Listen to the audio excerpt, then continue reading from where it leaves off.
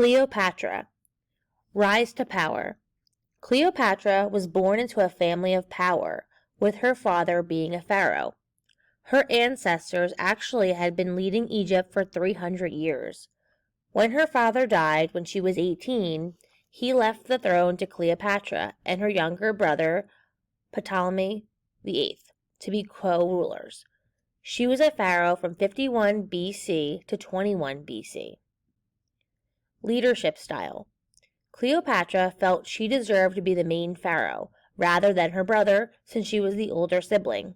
However, her brother felt otherwise and managed to force Cleopatra from the throne and took power.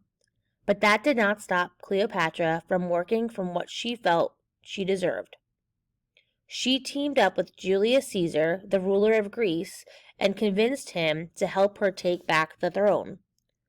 The people loved her as a pharaoh because they felt like she embraced the Egyptian culture.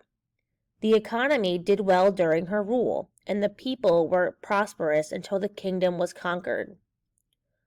Accomplishments. Cleopatra was very skilled at building relationships with other leaders to her advantage.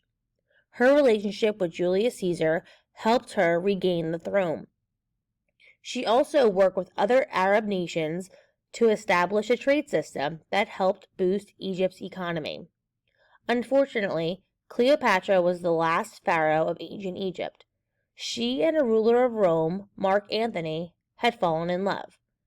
They both were trying to defeat Octavian, a man that was trying to overtake power in Rome.